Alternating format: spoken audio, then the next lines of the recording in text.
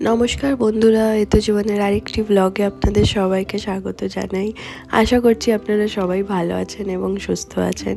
আজকে রবিবার, সকাল সকাল উঠে গেলাম। উঠে হচ্ছে যা কাজকর্ম থাকে বাড়ির, যেটা পুরো সপ্তাহ জমানো থাকে, ওগুলো কাজ কমপ্লিট করে এখন স্নান দান করেও আমি হচ্ছে বাইরে বারান্দায় এখন দাঁড়িয়ে আছি, রোদ পোয়াচ্ছি বেসিক্যালি বলতে গেলে। এই স্নান করার পর রোদ পোয়ানোর পুরো সপ্তাহ তো টাইম পাই না অফিসের কারণে, বাট শুধু রবিবারটাই পাই। ওদিনকে আমি আরামসে পুরো ভালোভাবে ভিটামিন ডি নিয়ে নিই। ও বাই দ্য ওয়ে, আমি একটা নতুন ছোট্ট একটা প্লান্ট কিনেছি। এই যে দেখুন, চন্দ্রমল্লিকার একটা ছোট্ট গাছ।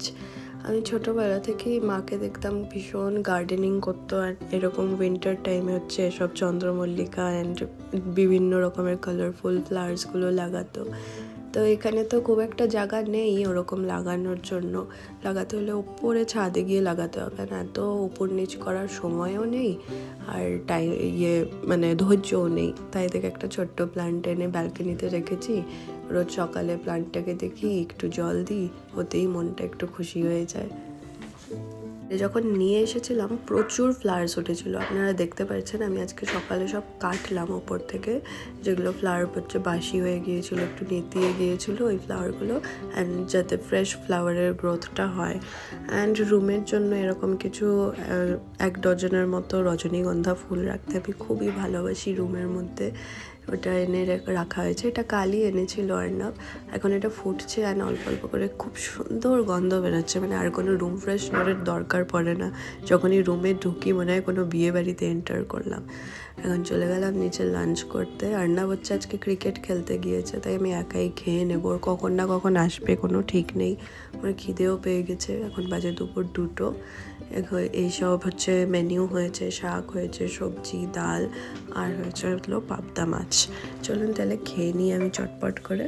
লাঞ্চ করার পর রোদে দাঁড়িয়ে কমলা লেবু খাওয়ার কিন্তু মজাই আলাদা। আপনারাও কি এটা করেন?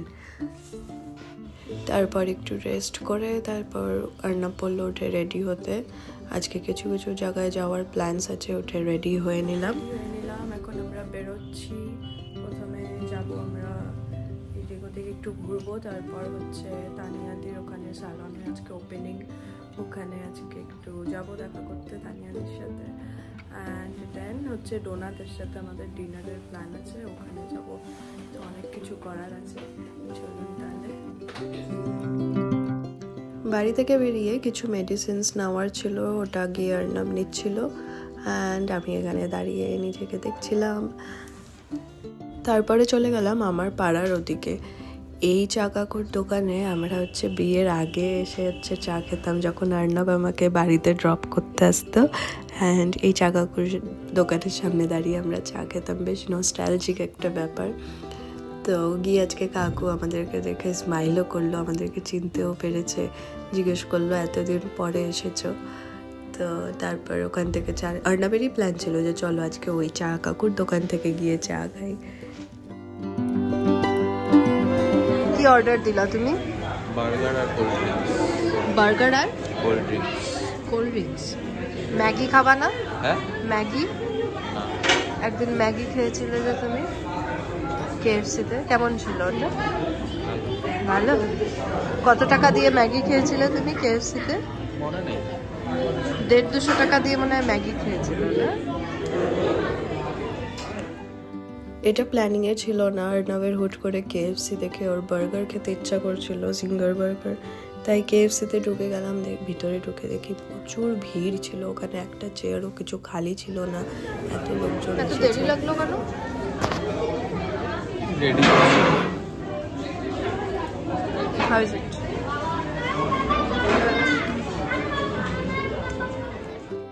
তারপরে কেএফসি থেকে বেরিয়ে, কেএফসিতে আমি কিছু খাইনি, তো অর্ণব বললো আইসক্রিম খাবে নাকি। আমার বাস্কিন রবিন্সের এই ব্ল্যাক কারেন্ট আইসক্রিমটা ছোটোবেলা থেকেই খুব ফেভারিট।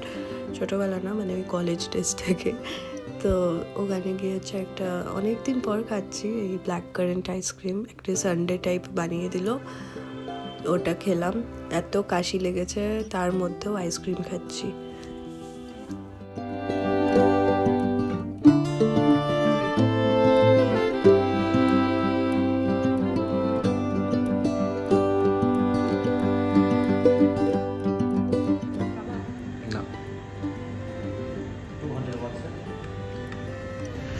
তানিয়াদির এখানে।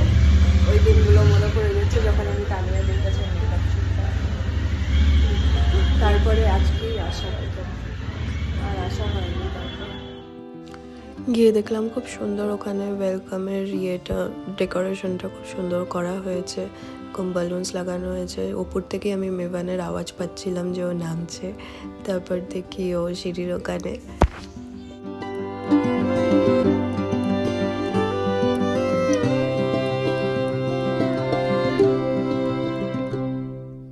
চলে আসলাম স্টুডিওতে তানিয়াদির। এটা হচ্ছে মেকআপ স্টুডিওটা, যে স্টুডিওতে আমি আমার বিয়ের দিন সেজেছি, আমার বউ ভাতের দিন সেজেছি, তারপর মেকআপের ক্লাসও নিয়েছি আমি এখানেই। ওটাই আরও এক্সটেন্ড করে এরকম বড় করা হয়েছে। কি সুন্দর বানানো হয়েছে দেখুন। এই স্টুডিওটা দেখে মনে হচ্ছে আবার ব্রাইড যদি সাজতে পারতাম তাহলে কত ভালো হতো। এত ভালোভাবে ডেকোরেট করা হয়েছে, ইন্টেরিয়রও খুব সুন্দরভাবে করা হয়েছে। অ্যান্ড স্টুডিওর থেকে বেরিয়েই জাস্ট এখানে হচ্ছে স্যালনটা, দেখুন কি সুন্দর বানানো হয়েছে। আমি এরকম কিন্তু শিলিগুড়িতে আর দুটো দেখিনি, এটাই হচ্ছে ফার্স্ট। তানিয়াদি বলতে পারো হচ্ছে সব কিছুই শিলিগুড়িতে ফার্স্টই নিয়ে আসে। এই মেকআপ আর্টিস্ট টার্মটাও শিলিগুড়িতে তানিয়াদি এনেছিল। অ্যান্ড এখন এত সুন্দর একটা স্যালন। এই তো জীবনের আরেকটি ব্লগে আপনাদের স্বাগত জানাই। আপনারা সবাই কেমন আছেন? আমি খুব ভালো আছি। এখন একটা ওপেনিং অফার চলছে, ওটা হচ্ছে অনেকে এসে নিচ্ছিল, অনেকে সার্ভিস ওখানে করাচ্ছিল, hair cut, then threading, then hair spa I guess.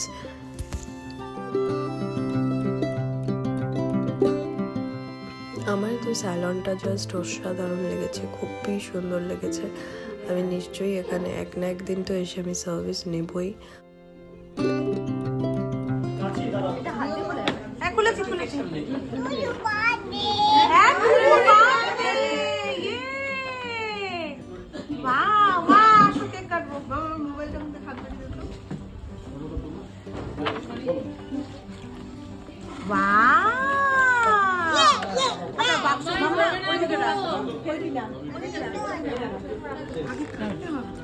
Happy birthday. Happy birthday.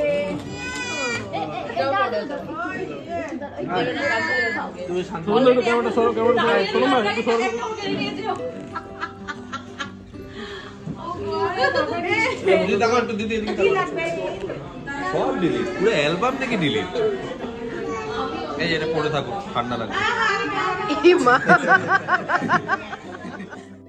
তারপরে ওখান থেকে বেরিয়ে চলে গেলাম আমরা হচ্ছে আমিনিয়াতে ডিনার করতে। ডোনার ওয়েট করা হচ্ছে এখানে। ডোনা বললো জাস্ট কথা হলো, ওরা চলে আসছে। এই যে চলে আসলাম, এই যে ডোনা চলে আসছে এত ওয়েট করিয়ে। প্রথমে বলছে মামি আমরা না 7:30টায় মিট করবো, হ্যাঁ তাহলে গল্প করতে পারবো। আরে আর তারপর আসছে হচ্ছে 9:45 বাজে এখন এসে বলে আর বলো না মামি বাড়িতে লোক আসছে।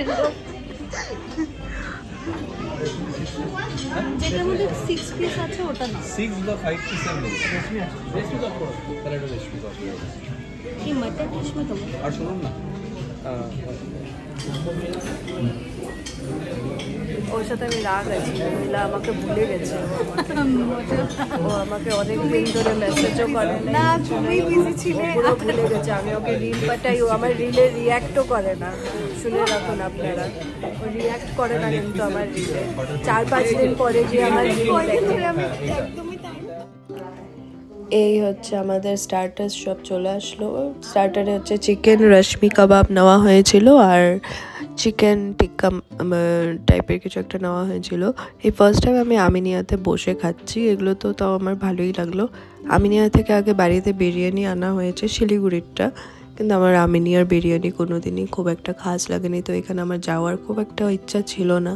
তো আর্নাব ওয়াজ লাইক ওখানে চলো, ওখানের বাকি খাবারগুলো খুব টেস্টি, যেরকম হচ্ছে নান অ্যান্ড অল এসব, তাই দেখে হচ্ছে গেলাম। হ্যাঁ বাকি খাবারগুলো ওখানে ভালোই লাগলো। বাট ডান, ওখান থেকে বেরিয়ে গেছি, এখন আমরা চলে আসছি পান ঘর ইলকাট রোডে, যেটা ওখানে পান খেতে। এখন আমরা সবাই পান খাবো, পান খাওয়ার ক্রেভিং হয়েছে।